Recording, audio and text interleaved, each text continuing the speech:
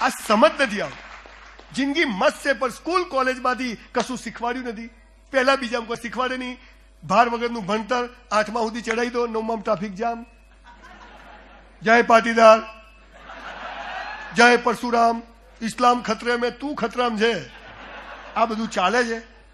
મફતનું લઈશ નહીં અને હકનું છોડીશ નહીં. આ પાવર આપણામાં આવી ગયા. ઈશ્વરે મને મસ્ત જન્મ આપ્યો છે, મસ્ત મા બાપ આપ્યા છે. મા બાપ મારા મા બાપ, મારા બાપુજી ઓટલા પર દરજી કામ કરતા. હું ભલે જાતે બ્રાહ્મણ, પણ એક અભણ માણસ કેવો માણસ તૈયાર કરી છે. અહીં બેઠેલી માતાઓ, તમે જુઓ સ્કૂલમાં છોકરાઓને 18 વર્ષના ગલુડિયા સ્કૂલ જાય. મમ્મી ત્યાં અરે 6 વર્ષનું છોકરું માની છાતી સાથે લાગેલું રહે ને, સ્કૂલ ના જાય ને તો પથ્થરને લાત વાળીને પૈસા પેદા કરે આવું તૈયાર થાય છે. આ આપણને ખબર નહીં. છોકરાઓને મોકલશો નહીં. અને અંગ્રેજી છે ને, અંગ્રેજી એની ચિંતા કરશો નહીં. અંગ્રેજી ભાષા છે, હોશિયારી નથી. હવે તો મશીનમાં આવી ગયું. ગુજરાતીમાં બોલો ને ઇંગ્લિશમાં સંભળાય, ગુજરાતીમાં બોલો ને ચાઇનીઝમાં સંભળાય. ક્યાં શીખવાની જરૂર જ છે? પણ એક બાળકમાં આત્મવિશ્વાસ આવે. તું સિંહનું બચ્ચું છે, પણ ઘેટાના ટોળામાં આવી ગયું છે.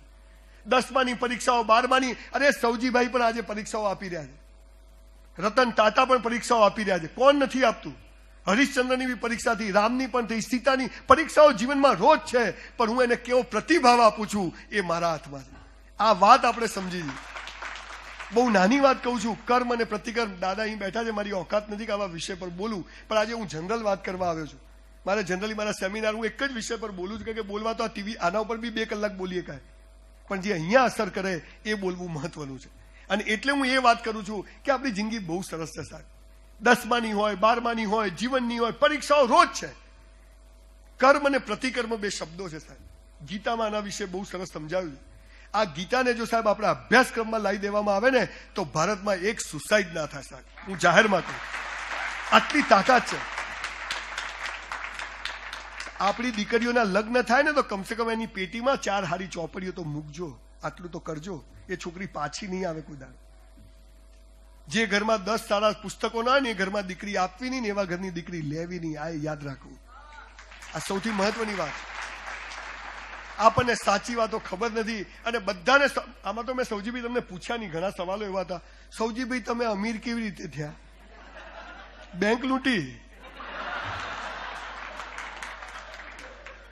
સાહેબ અમારે શું છે, કોઈ સપોર્ટ નથી ને. તને સાલા ધીરુભાઈ અંબાણી સપોર્ટ કરે ને તું એને ભિખારી કરે. તું એવી નોટ છે, તારે હાલાકી કરવું જ નથી.